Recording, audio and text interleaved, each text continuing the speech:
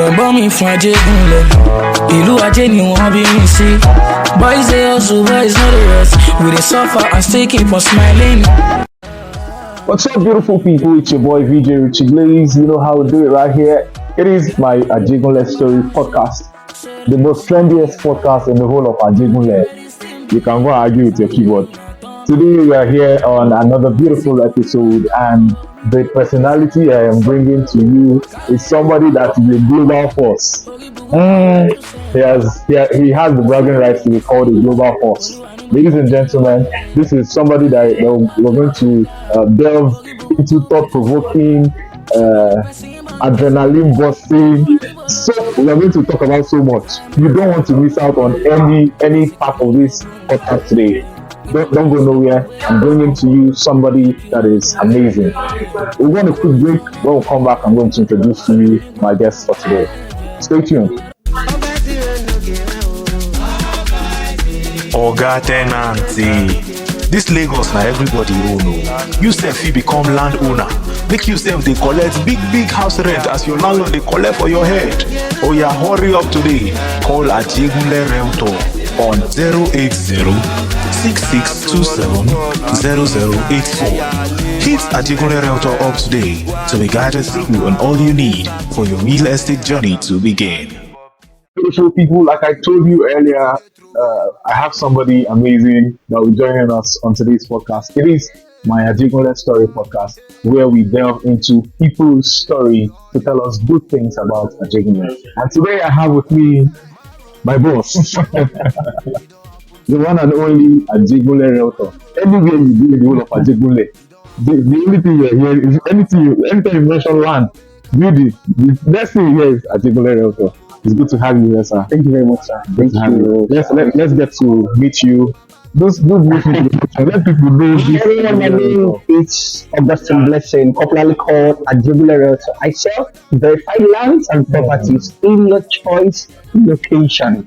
You know, there was one time, this last catchphrase you just used, I sell lands and buildings. There was one time, anytime I'm on the call with somebody, I'll always use that line. I say, my name is Victor, I sell land and buildings in your choice.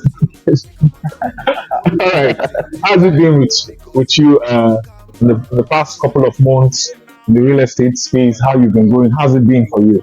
The real estate space for me, it's a big niche. And we have to start carving our own space gradually till we hopefully become a global force. But you're already a global force. At what point would you say you are a global force? Till when I have the right investors invest in my global city, bringing the globe into my global city. Now let's talk about our global city, Ajegunle. On the media, it is seen that Ajegunle is a very terrible place. It's seen that Ajegunle, there are no lies about those things. Yes. Those things are actually true. But then it feels like it is more portrayed. Why do you think it is so? Now, for every house, there's no house that does not have a cleaning equipment. And those cleaning equipment, they are hidden from the eyes of visitors.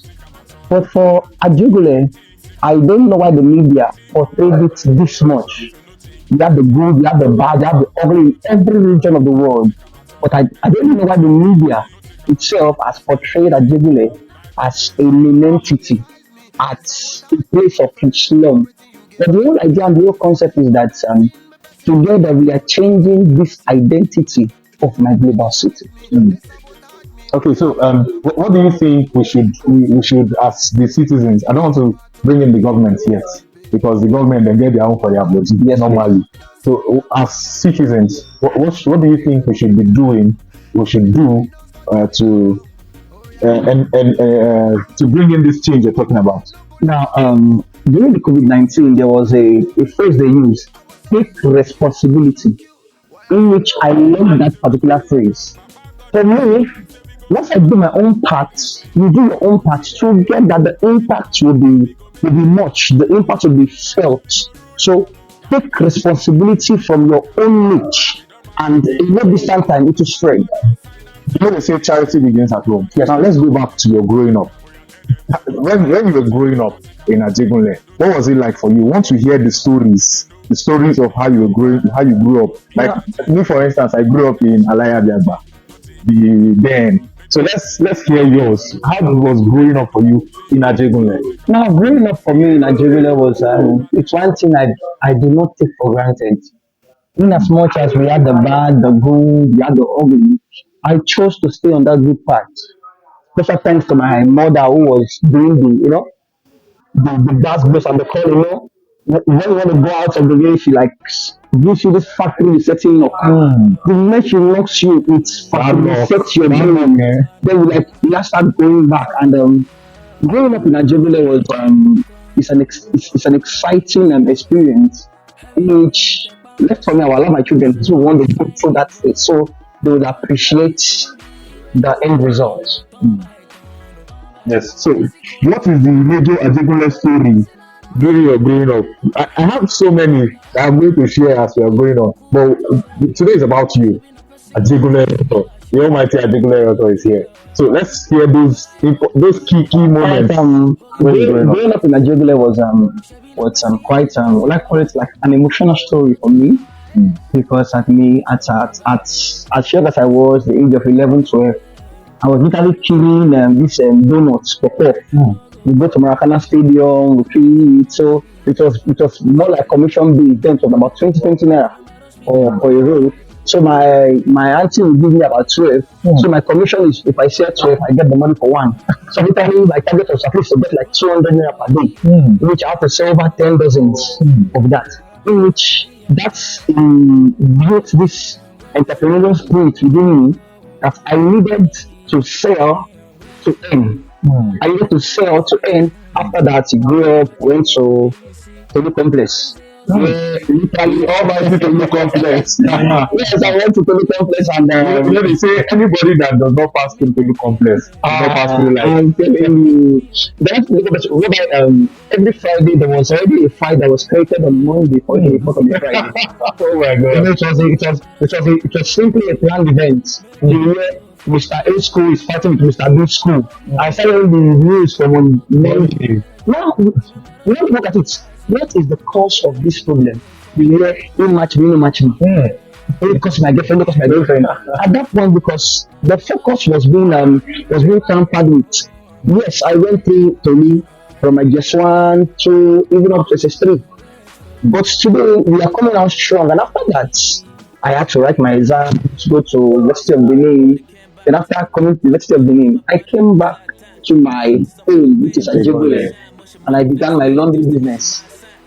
Laundry village. Yes, gifted hands laundry, gifted hands concept dry cleaner. See, I'm even forgetting it. Gifted hands concept dry cleaner. So whereby we, at that point, I was rushing getting close to early living, and the passion I had for it made me name myself the proud laundry guy, the lover of dirty clothes, the laundry billionaire. I became a force in the laundry space, whereby I tell people I love dirty clothes, which that increased my patronage even here in Ajegunle at that point in time.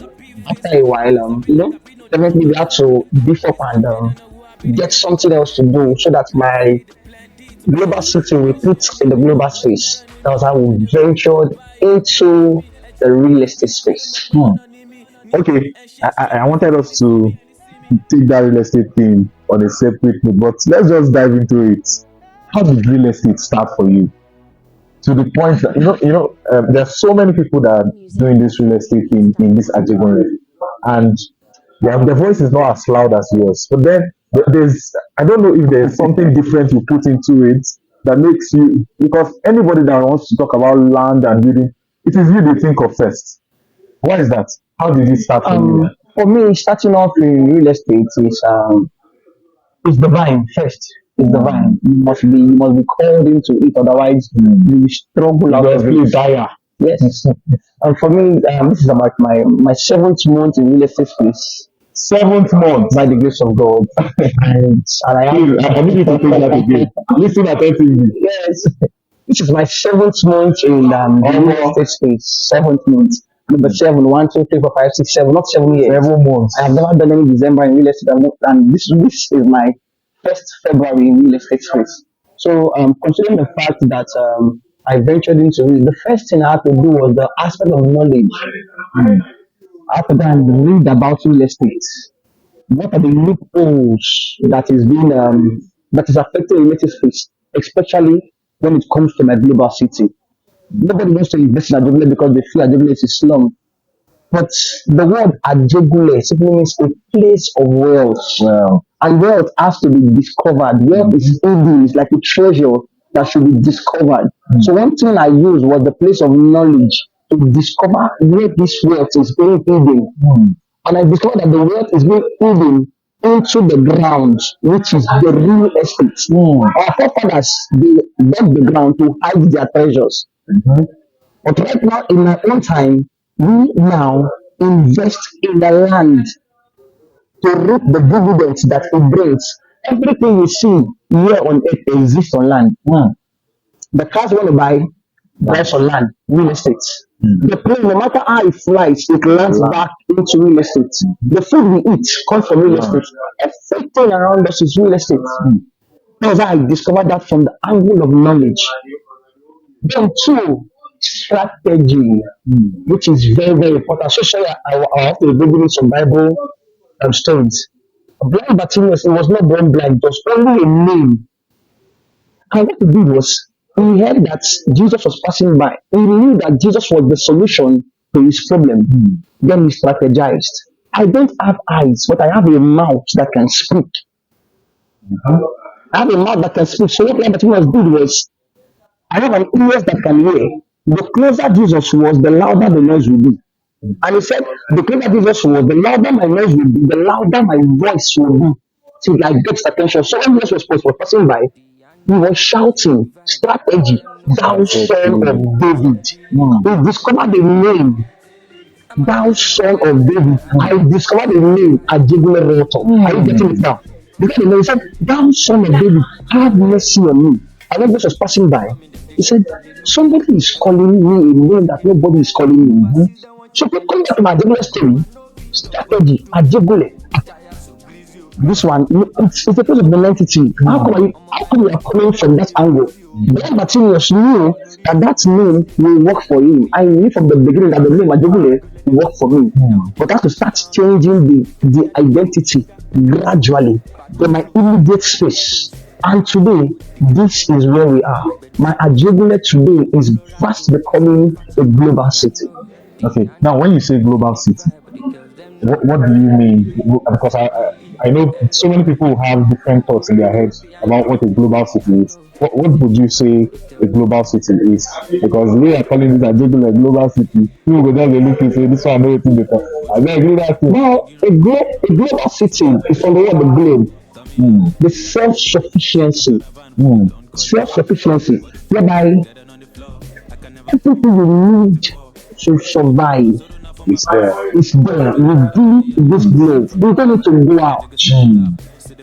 At some point when I was using this canoe, this ferry to cross over to Apapa, I said to myself, how can the work of my global city be taken to ShopRite? Then after I see them bringing back to Northern Islands, bringing it back into my global city. I said, in my time, I will bring what they are seeing out there into this global city. Everything you need to survive and to make an impact in the globe in the economic space will be in this my Ajegunle, my global city. Okay. This is sounding like Dubai. Exactly. Yeah. Okay. I saw somewhere that just like you mentioned about the ShopRite, people going to ShopRite, shopping malls. There are no shopping malls in Ajegunle. We have more hotels. Does having hotels imply that we're a global city? Now, like I said in previous conversations I have had, the truth is we are having misplaced priorities. The number of hotels in my global city is alarming and it's causing moral decadence. You have your money, you don't want to invest in something, all you want to do is what? It's investing in hotels. That's why, by the grace of God, in no distant time, the biggest shopping mall is coming to my global city. Come on. Now, when that is done, the hoteliers will have no other option than to key into this global dream, into this global, how do I call it? Into this global drive, and the moral decadence will be reduced. It takes a little fire to burn a whole building down. So right now we are lighting up that fire so that we can burn down the moral decadence in that hoteliers themselves are portraying to the global space. That is over. Over. So now, do you have a competition? Because you know, competition and adaptation is they are one of the what's it called now? How do you call it in biology? Survival instincts. Yeah, it is part of humans. Yes. So, what is your competition? Now, the best competition I have so far is myself. I set my standards myself. I surmount it, set a new standard and surmount it because comparing yourself to one another, end of the day you become foolish. Because I don't know where you get your knowledge from or where you get whatever you do from. For me, I am my competition. I should be better off today than I am yesterday. So I am my own competition. I'm not competing with anybody. So if anybody out there you are competing with me, that's for you. But me, I'm not in competition with anybody. Okay, what has been the most challenging point for you so far as somebody from Ajegunle? Challenging for so far was startup early startup starting off as a realtor. Like this ago today, I'm a developer. Starting off as a realtor, then when we go for site inspection, like yesterday, I am a Ajegunle Realtor, like someone who was like having a conversation with you, playing with their phone, with their phone and their and the rest. That's why you're from Ajegunle. You just want to have a way of putting out their phone off you, more like this guy, I don't trust him. But today, that's idea, that identity has been changed. Everybody wants to come into Ajegunle. Everyone wants to see that Ajegunle because one man is standing in for the gap, changing that identity. So with me and you, in no distant time, my city will become a global city. Okay, beautiful people, that's been an amazing ride with Ajegunle Realtor. Let's have him say some final words to hear some sweet final things from him.